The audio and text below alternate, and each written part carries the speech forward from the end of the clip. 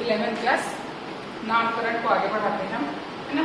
विषम चक्रीय यौगिक में आएंगे आप, तो जब हाइड्रोकार्बन में कार्बन और हाइड्रोजन के अलावा अन्य अकार्बनिक यौगिक जैसे ऑक्सीजन, सल्फर और नाइट्रोजन हो तो उन्हें हम विषम चक्रीय यौगिक कहते हैं। ये बिल्कुल स्ट्रक्चर को याद ही कर लेना है आपको तीनों को। अगर ये CH के 4 CH के साथ एक ऑक्सीजन होगा तो फ्यूरेन होगा, उसकी जगह सल्फर होगा तो इसको थाइमीन कहते हैं, और इसकी जगह NH होगा तो इसको पाइरॉल कहते हैं। वैसे ही पिरिडीन, ऑक्सीडेन, ये सब आपको होमवर्क में बनाना है, ठीक है। उसके बाद हम आते हैं एरोमेटिक हाइड्रोकार्बन।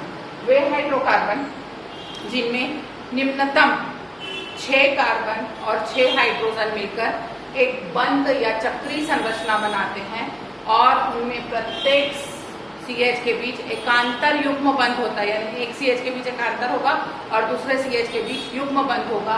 ऐसे ही हाइड्रोकार्बन को हम एरोमेटिक हाइड्रोकार्बन कहते हैं। इनका सामान्य सूत्र PCNH2N में ही निकालेंगे आप, ठीक है। अब सबसे बड़ी चीज जो है, इनका सामान्य सूत्र C6H6 जो जनरल फॉर्म मतलब सूत्र आएगा बेंजीन जिसको बोलते हैं, वो ये आता है।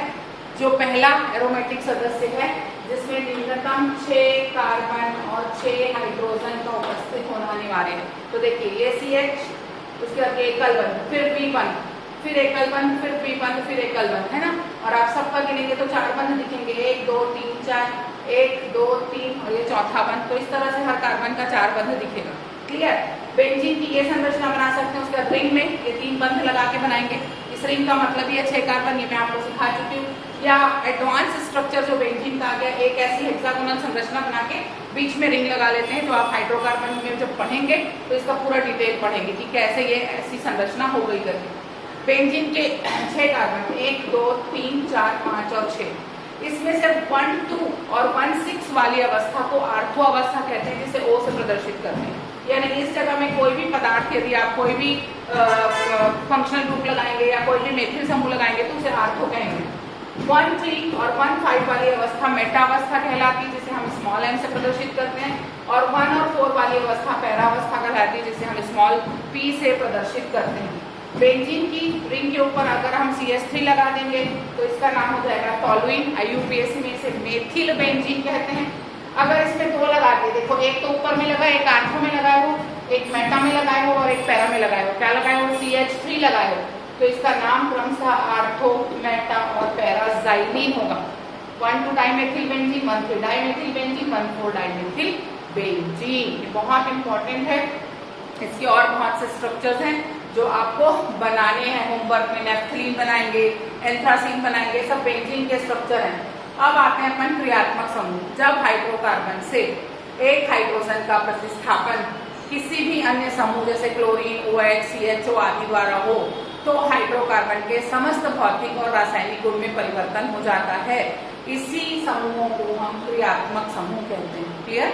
जब हाइड्रोकार्बन के एक हाइड्रोजन का प्रतिस्थापन किसी भी समूह, क्लोरीन है, OH है, CHO है आदि द्वारा किया जाए तो उस हाइड्रोकार्बन के समस्त भौतिक और रासायनिक गुण बदल जाते हैं। उस जो ग्रुप जुड़ा है उसे ही हम क्रियात्मक ग्रुप कहते हैं। सबसे पहला पढ़ेंगे हम हैलोजन। तो हैलोजन में देखिए ये RH है, ये X का मतलब होता है क्लोरीन, फ्लोरीन, ब्रोमीन और आयोडीन। तो ये X जो है वो जुड़ जाएगा और H को हटा देगा और ये बन जाएगा RH। हैलोजन आपको 4 प्रकार का पढ़ना है। पहला पढ़ना है मोनोहैलोजन। मोनोहैलोजन का सामान्य सूत्र लिखेंगे आप, RH तो लिखेंगे, सामान्य सूत्र को लिखेंगे CnH2n प्लस 1x, क्योंकि एक हाइड्रोजन हटाया, प्लस 2 रहता था, एक हाइड्रोजन कम हो गया, उसकी जगह x लग गया। पहला मेंबर आप बनाएंगे CH3 के साथ एक हाइड्रोजन हटा के Cl जोड़ दिया। पुराना नाम मेथिल क्लोराइड, नया नाम और कुछ नियम, नया नाम हो जाएगा 1-क्लोरोमेथेन। नियम सुनिए, कार्बन की लंबी श्रृंखला का चयन किया जाएगा। हाइड्रोकार्बन की श्रृंखला का अंकन उस ओर से किया जाएगा जिधर से हैलोजन परमाणु निकट है। तो जिधर से भी हैलोजन परमाणु निकट होंगे वैसे ही करना है। आपको मैं डेकेन तक बताई हूँ, उसी डेकेन में एक क्लोरीन जोड़ के 1-क्लोरोमेथेन बना है, 1-क्लोरोएथेन बनाइए, 1-क्लोरोप्रोपेन बनाइए, 1-क्लोरोब्यूटेन बनाइए।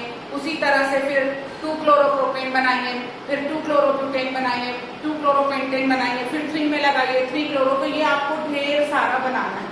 मैं यहाँ पे एक तो और बना दी, ये एथिल क्लोराइड है पुराना नाम, IUPAC हो जाएगा 1-क्लोरोएथेन। ये देखिए जरूरी नहीं कि हर जगह आप क्लोरीन जोड़ें, आप ब्रोमीन और आयोडीन भी जोड़ सकते थे। तो यहाँ दूसरे कार्बन पर ब्रोमीन जुड़ा है, दूसरे कार्बन को हमेशा हम 2 बोलते हैं, ब्रोमीन जुड़ा इसलिए ब्रोमो, 3 कार्बन को हम प्रोपेन। यहाँ देखिए पहले कार्बन पर आयोडीन और दूसरे पर मेथिल जुड़ा है, ये भी करना है आपको शाखा के साथ।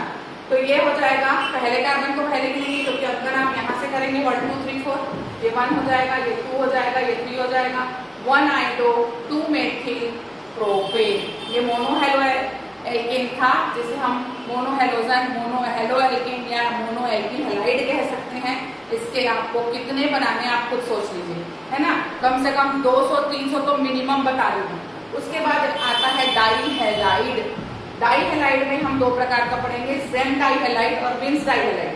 जेम का मतलब होता है एक ही कार्बन पर जब दोनों हैलोजन हो, अर्थात साथ साथ एक ही घर में रह रहे हों और आसपास के पड़ोसी हो, पास हो, जब 2 अलग अलग कार्बन पर 2 हैलोजन जुड़े तो उसे विंस डाईहेलाइड कहते हैं। जब एक ही कार्बन पर 2 हैलोजन जुड़े तो उसे जेम डाईहेलाइड कहते हैं। देखिए CH3 CH Cl Cl, तो दोनों ही क्लोरीन कहाँ जुड़ा है, पहले कार्बन पर। पुराना नाम है एथिलीन क्लोराइड, नया नाम हो जाएगा 1,1 डाईक्लोरोएथेन। 2 अंक आएगा तो डाई लगाना, ये सब सिखा चुकी हूँ मैं। इसको बोलेंगे 1,2 डाईक्लोरोएथेन, पुराना नाम होगा एथिलीन क्लोराइड। उसी तरह से आपको तृतीयक हेलो एल्केन पढ़ना है, जिनका सामान्य सूत्र हो जाएगा CnH2n -1x3, क्योंकि 3 हाइड्रोजन हट गए हैं अब यहाँ पर। पहला नामकरण CHCl3 यानी मेथेन के 3 हाइड्रोजन आप हटा चुके हैं और 3 क्लोरीन जोड़ चुके हैं। ये क्लोरोफॉर्म है, ये ब्रोमोफॉर्म है Br3, ये आइडोफॉर्म है I3। IUPAC नाम हो जाएगा 1,1,1 ट्राई, 3 अंक का इसलिए trichloromethane, 1,1,1 tribromomethane, 1,1,1 triiodomethane, chloroform, bromoform और आइडोफॉर्म। इसके बहुत लंबे लंबे सारे स्ट्रक्चर्स आपको बनाने हैं, घर में बैठना है, इसको प्रोपेन में बनाना है, ब्यूटेन में बनाना है, पेंटेन में बनाना है। 3 को आप कहीं भी लगाइए, 1 2 3 कंटिन्यू लगाइए, 1 3 4 लगाइए, 1 2 5 लगाइए, जैसे लगाना है लगाइए। 4 से ज्यादा बार आपको नहीं करना, ये मैं आपको समझा चुकी हूँ। इसके बाद आगे टेट्रा हेलोजन पढ़ के दूसरे क्रियात्मक समूह पढ़ेंगे। मेहनत बहुत करनी पड़ेगी इस चैप्टर में, नहीं तो आप मुश्किल में आ जाएंगे।